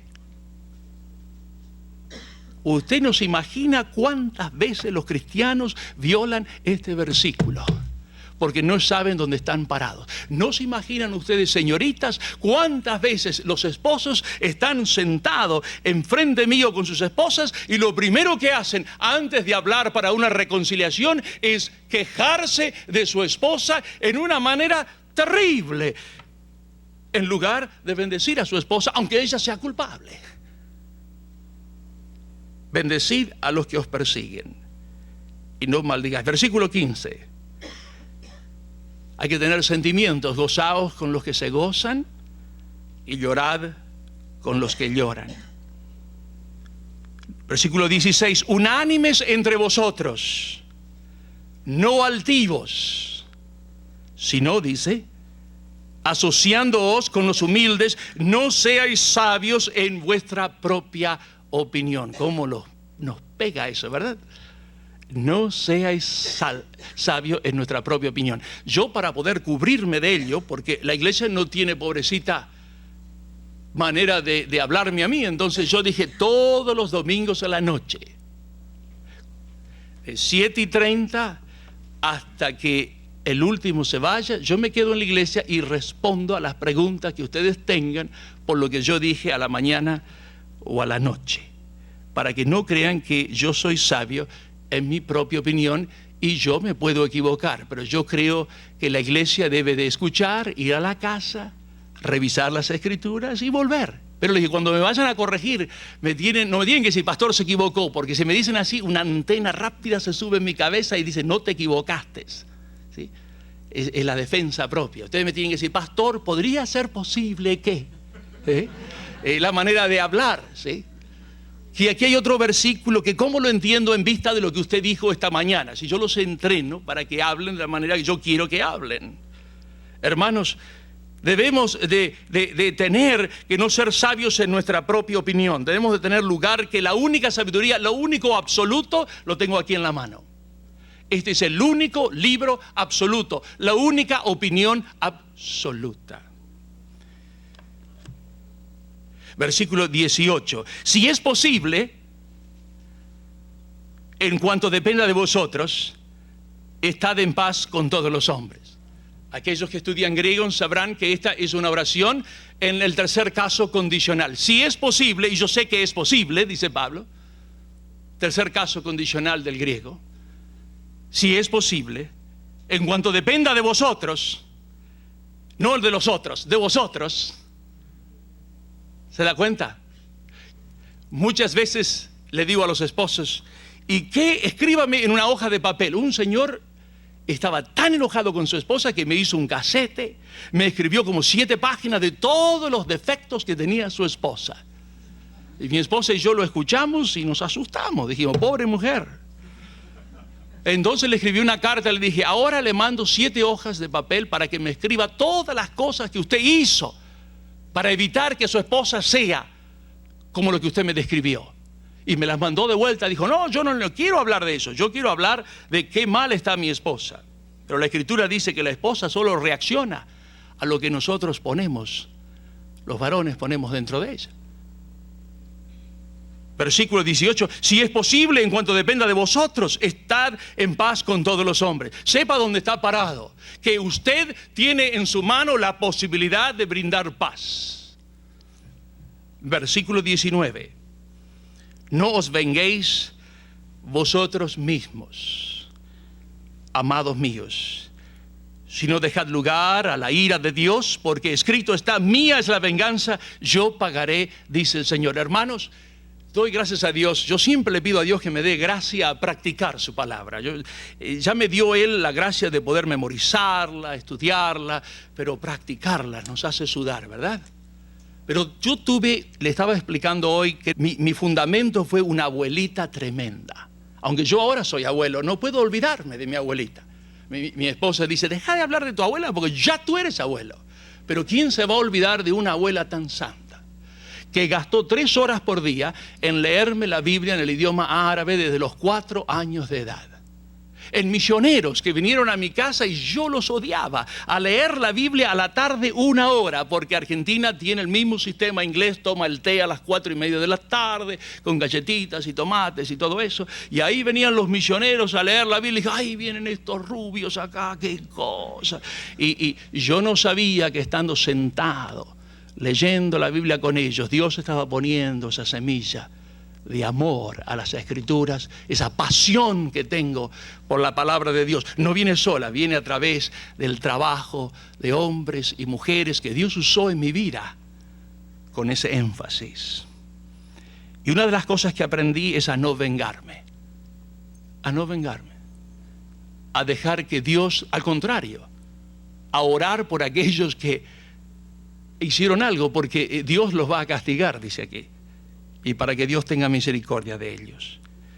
Versículo 20 nos exhorta, así que si tu enemigo tiene hambre, dale de comer. Si tuviese sed, dale de beber. Pues haciendo esto, ascua de fuegos amontonará sobre su cabeza. Y el versículo 21 lo deberían tener marcado, como yo les dije, en una tarjetita como yo uso de versículos y de notas, aquí, ¿no es cierto?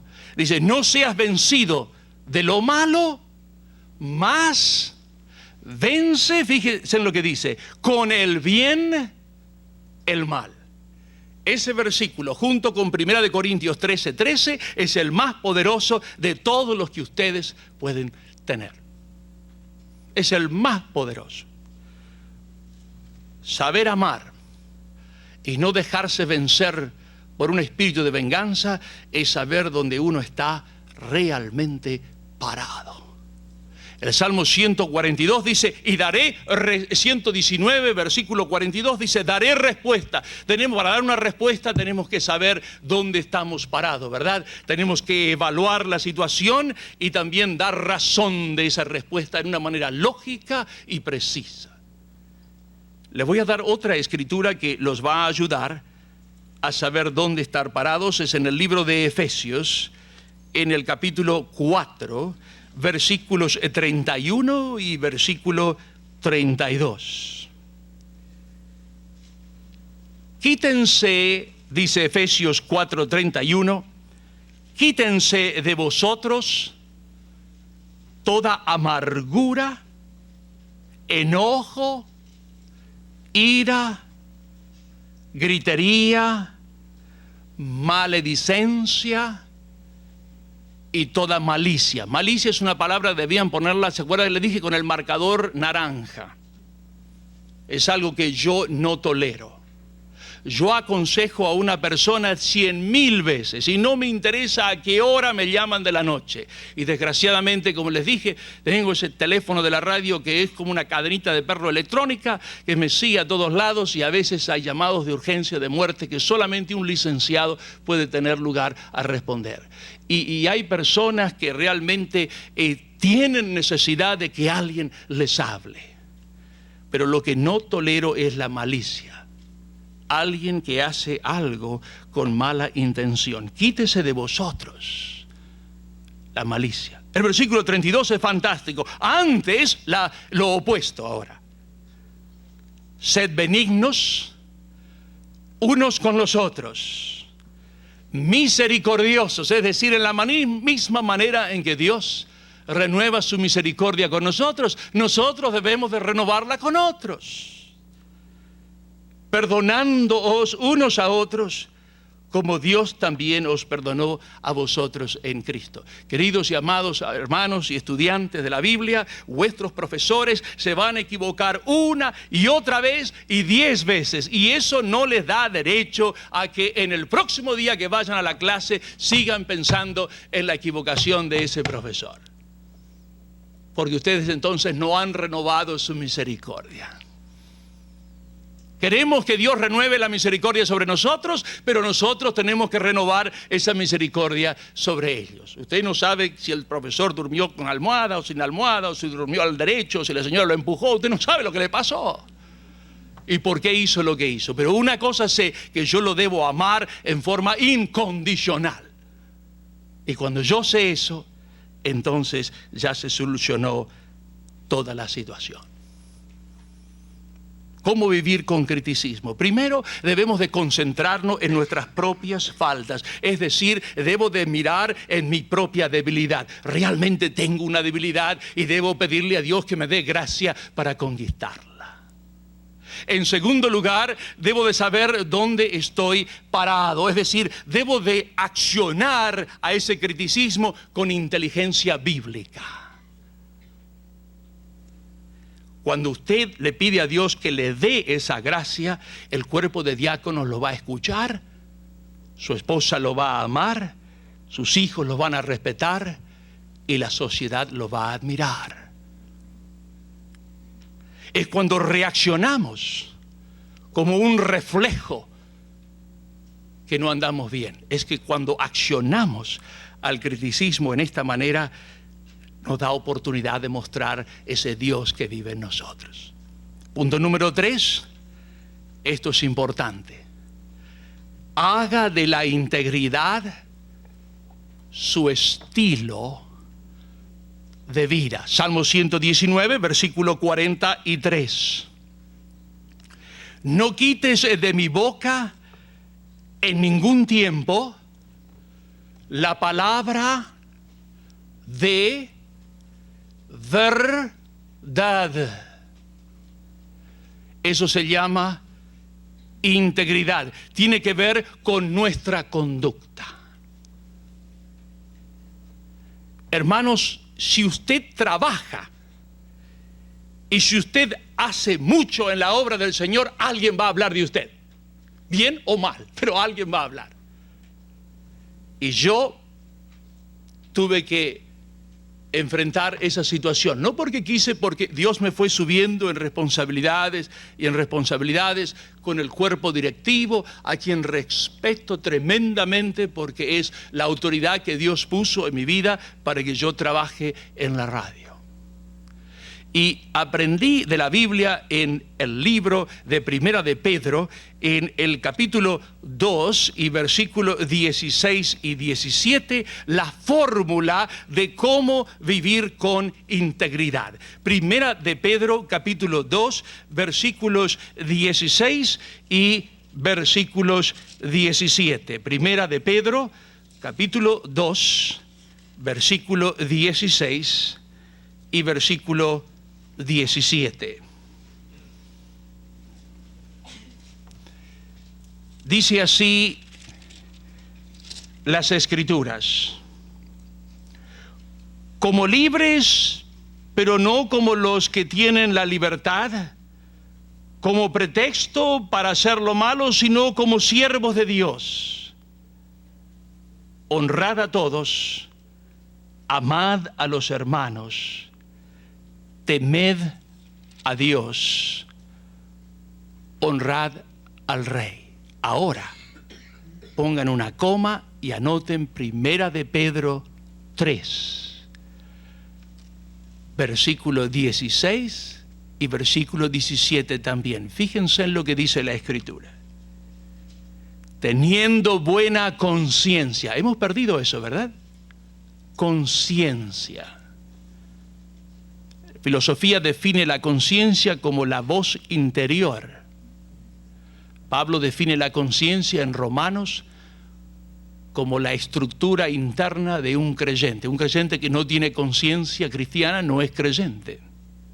Dice, teniendo, dice Pedro, buena conciencia, para que en lo que murmuran de vosotros como de malhechores, fíjense, en algunas personas lo van a criticar a usted como si fuera un malhechor. La palabra malhechor en español es igual a la palabra griega criminal. Ya es un juicio bastante serio, ¿verdad? Si alguno murmura de esta manera, dice la Escritura, sean avergonzados los que calumnian vuestra buena conducta en Cristo, porque mejor es que padezcáis haciendo el bien, si la voluntad de Dios así lo quiere, que haciendo el mal, ¿verdad? Haga de la integridad su estilo de vida. La compañía de Family Radio decidió colocar una cadena de televisión. Vendió algunas estaciones, colocó otras en el lugar. Los holandeses tienen una mente para los negocios tremendos, y nuestro presidente es holandés. Y vendió acá, compró allá, hizo toda clase de aparatos, y apareció la cadena de televisión paga. Y aparecieron los escándalos de la televisión. Y lo primero que yo dije, no tengan idea que yo puedo hacer televisión porque tengo una nariz muy grande. Le dije, así que la gente no me va a querer ver en la televisión con esta nariz. Dijo, no, Gabriel, no.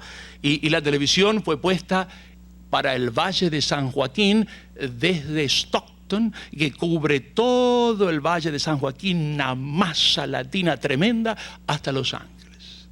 Y le dije, y no se les ocurra ponerla en español tampoco porque nadie la mira. Tuve miedo. Y tuve miedo hasta hace pocos días, donde me dijeron, mira, resulta que te vamos a explicar algo. En la televisión, cuando recibimos programas, la gente toma el tiempo en forma con este reloj, pero la televisión trabaja con un reloj mecánico, y cada hora hay algunos segundos que este reloj falla en relación al reloj mecánico, y terminamos el día con 7 o 8 minutos menos, y lo quisiéramos rellenar. Es una excusa bien fina que usaron. Y quisiéramos que vos vinieras el día sábado y te sentaras así como en el living room o en tu oficina, y traemos todo el equipo y conversás con los oyentes. Una cosa así nomás, dice. No, yo en la televisión, mi esposa me dijo, ¿vos en la televisión? No. No, le dije, hermano, no, yo no.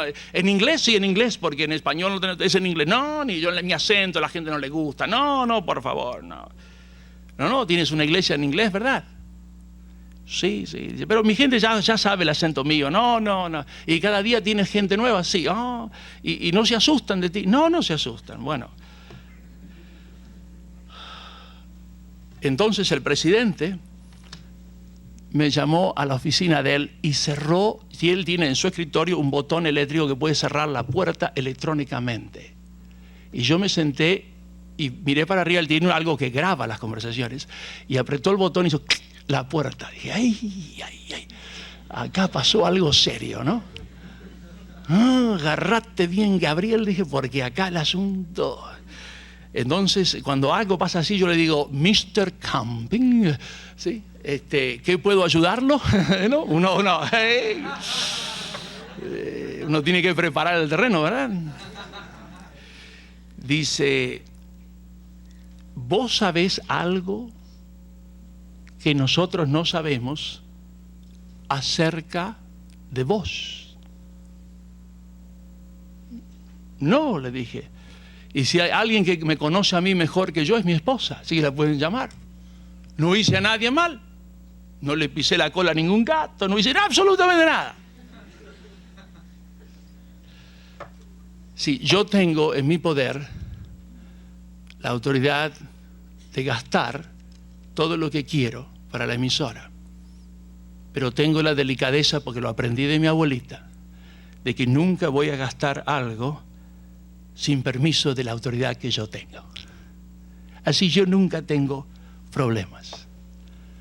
Y yo por mi cabeza cerré los ojos y dije, a ver, qué gasté, que yo no pedí autorización, ¿qué habré hecho? Abrí mi cabeza, las ruedas de mi cabeza iban... Y él me miraba así. Y yo le dije, después de todo, ¿por qué usted me pregunta eso a mí? Dice, porque no querés hacer televisión, ¿tenés miedo de qué? Dije, pero Mr. Camping, ¿usted está ciego? ¿No escuchó todo lo que le ha pasado a esa gente? Entonces él abrió la Biblia aquí en 1 de Pedro 3:16.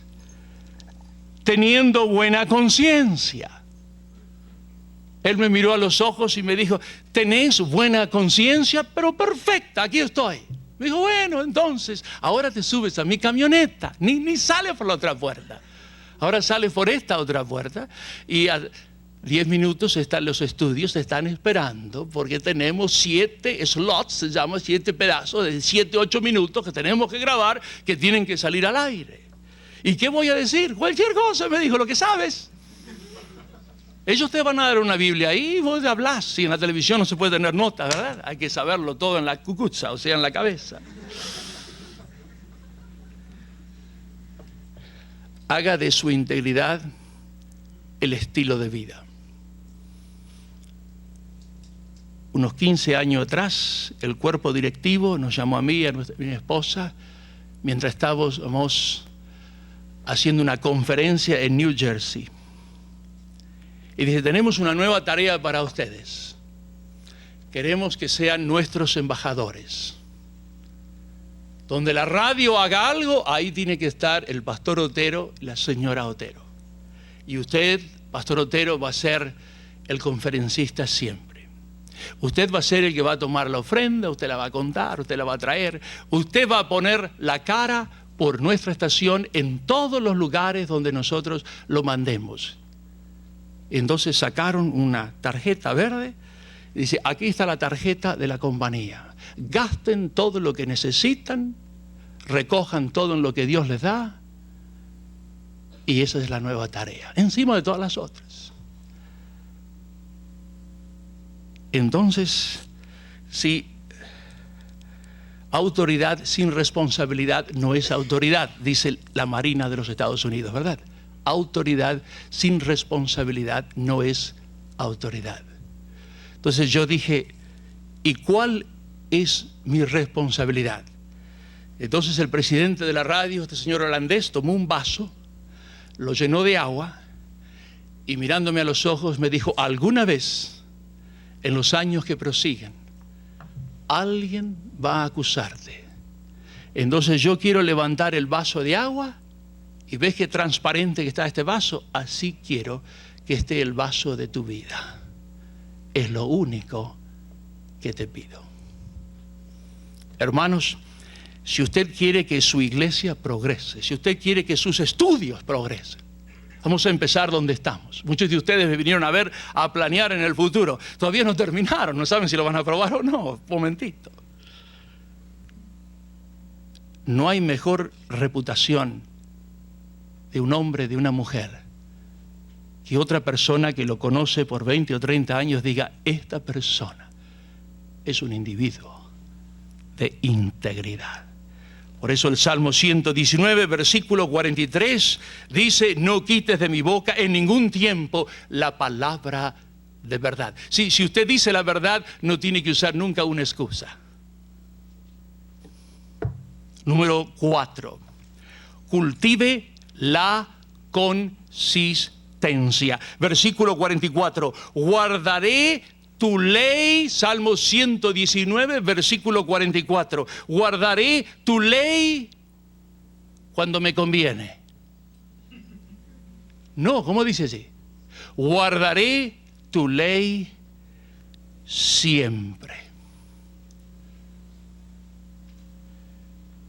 Con mi esposa tomamos una recorrida de toda la zona de aquí, para mirar no los edificios, sino para mirarlos a ustedes,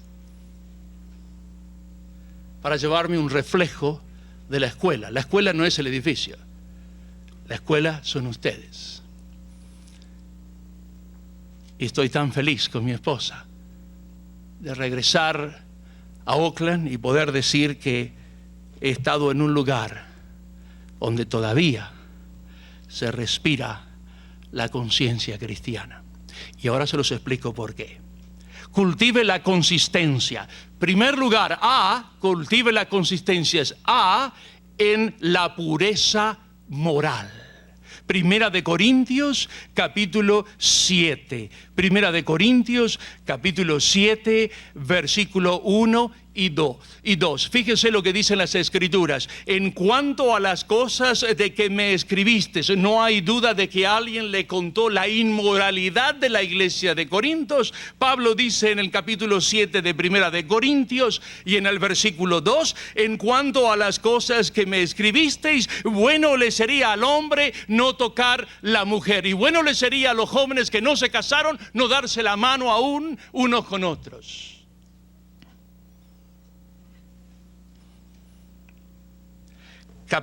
Segunda de Corintios, capítulo 6 y versículo 14. Siempre se los leo a los jóvenes en la iglesia cuando veo que la sangre ahora tiene otro bichito adentro que se llama amor. Dice, no os unáis, segunda de Corintios 6, 14, en yugo desigual. ¿Saben lo que quiere decir en español en yugo desigual? El yugo es un pedazo de madera, en español, en el español viejo, es un pedazo de madera que se coloca encima del cogote de un buey. Eso es la palabra yugo, eso significa yugo. Dice, no os pongáis en yugo desigual con los incrédulos. Y nos dice, ¿por qué? Dice, porque ¿qué compañerismo tiene la justicia con la injusticia? Es decir, alguien que ha sido justificado con alguien que no es justificado. ¿Y qué comunión la luz con las tinieblas? ¿Y qué conducta Cristo con Belial? Una palabra árabe por el nombre Satanás, Belial. ¿O qué parte el creyente con el incrédulo? ¿Y qué acuerdo hay entre el templo de Dios, dice Pablo, y los ídolos? Porque vosotros, los hermanos de Corinto, sois el templo del Dios viviente. Hermanos, debemos de mantener una pureza moral. No hay alternativa. Y esta escuela no me muestra la pureza moral ahora que están todos sentaditos, bien puestos, bien vestiditos y tranquilos, sino en el diario vivir. Yo los felicito, los admiro. Felicito al Dr. Johnson, al decano, a los profesores, porque algunos de ustedes quizás creerán que es un yugo un poquitito severo, pero mejor que sea así, hermanos. Mejor que sea así.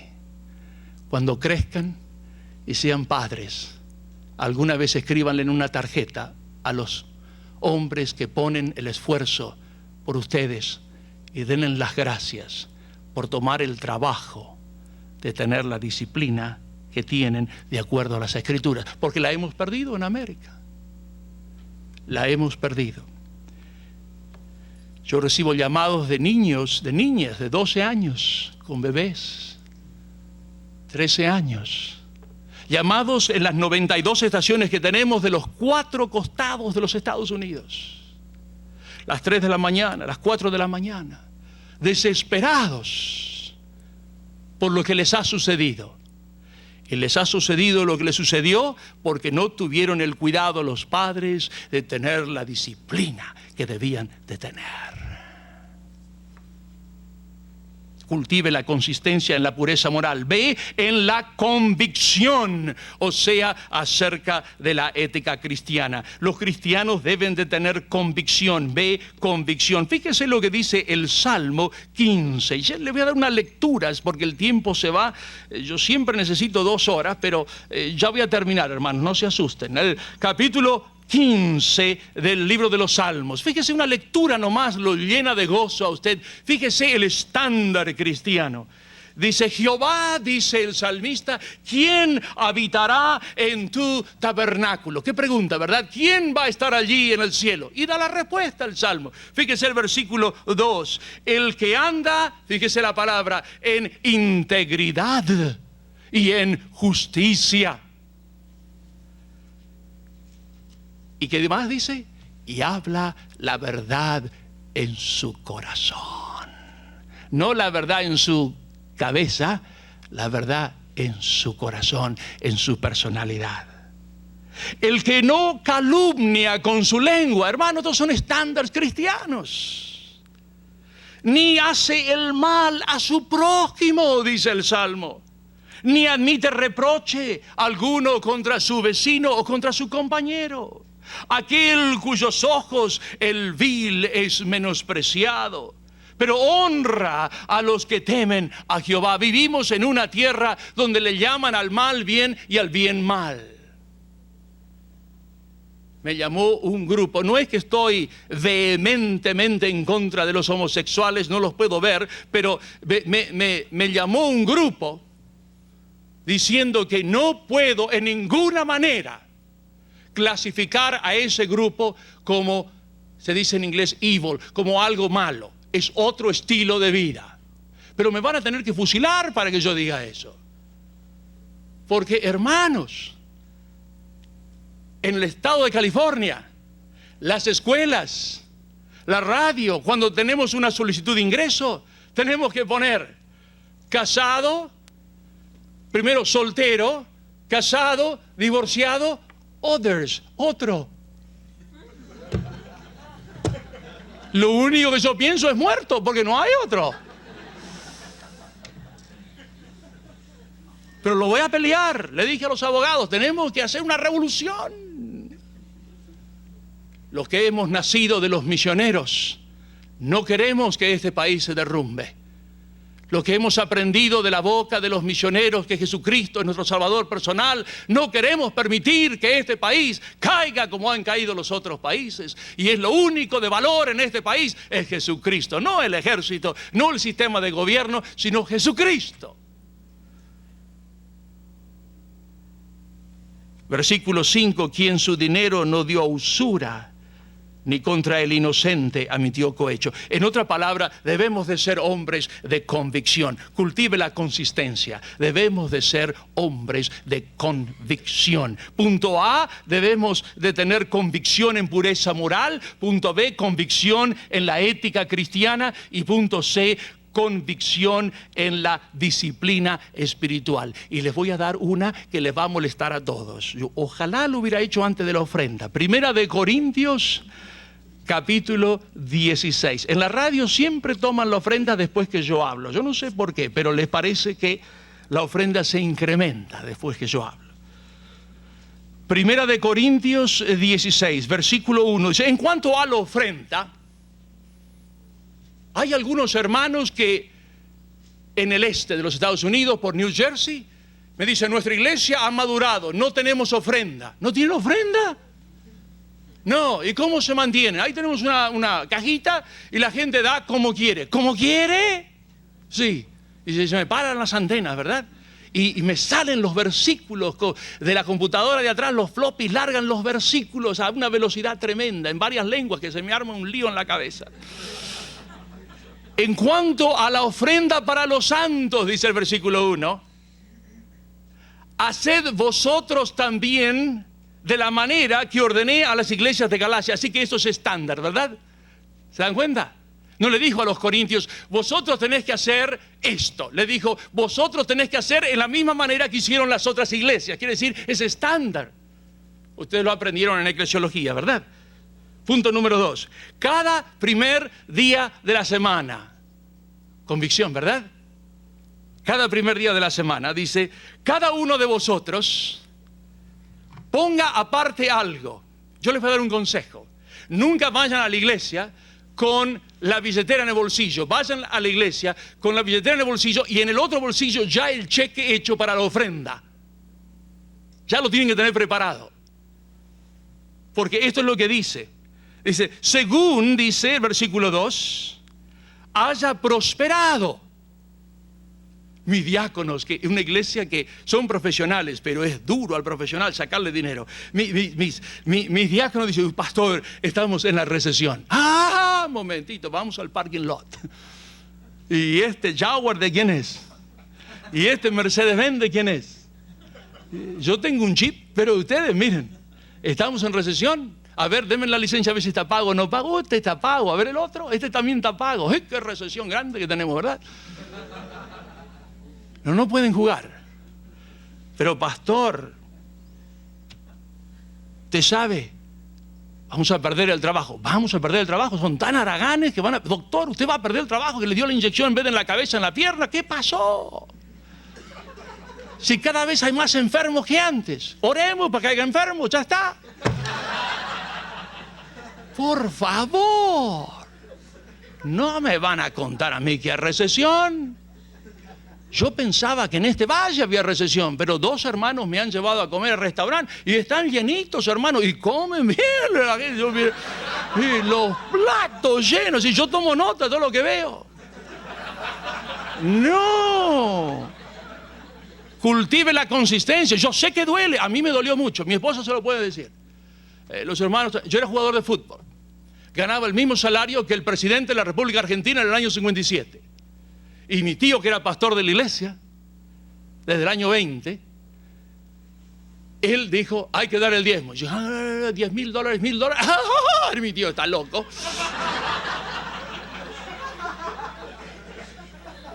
Quizás hay muchos de ustedes que pensaron así.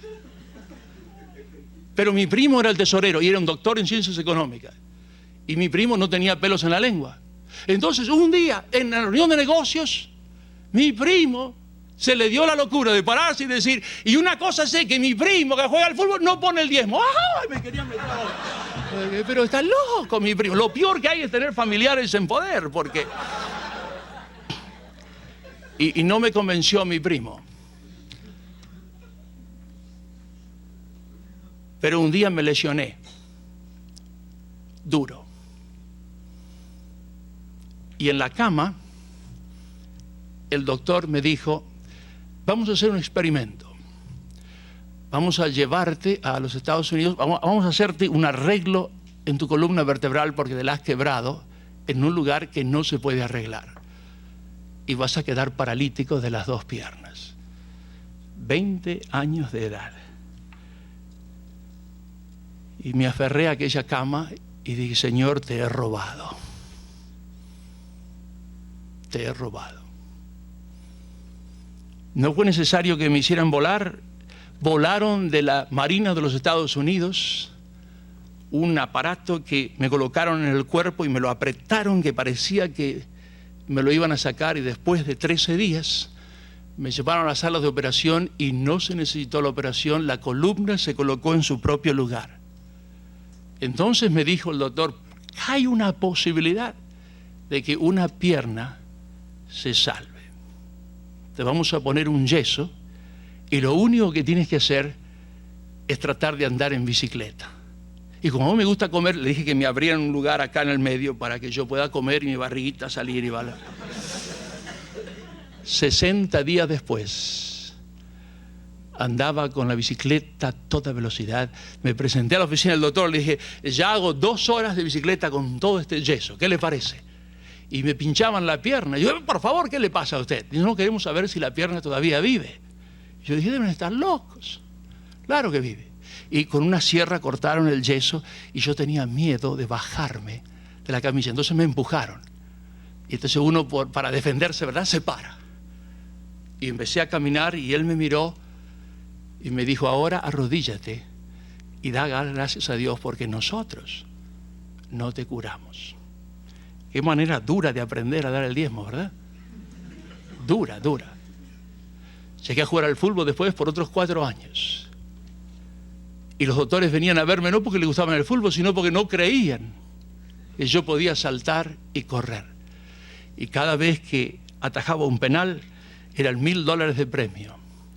Y yo sabía que no eran 100 para el Señor, eran 200, porque yo nunca más iba a poder atajar un penal. Hermanos, ojalá que ustedes no tengan que ir con una experiencia tan dura. Les dije que no soy inteligente, que el corazón humano es así, es resbaladizo. Pero debemos tener consistencia en la disciplina espiritual. Y una de las disciplinas espiritual más hermosas es la de aprender a dar, a registrarnos financieramente con nuestro Dios. Quinto, aprenda, ya me pasé la hora, perdón, doctor Johnson, voy a pasarme 2 minutos. Aprenda a confiar en la palabra de Dios. Versículo 45, dice el Salmo 119, versículo 45, y andaré en libertad. aprenda a andar en libertad, aprenda a obedecer la palabra de Dios y tiene absoluta libertad. Quiero terminar con una conclusión simple que quizás usted la quiere anotar. Hermanos, Dios no está buscando personas de influencia para hacerlas fieles. Recuerde esto.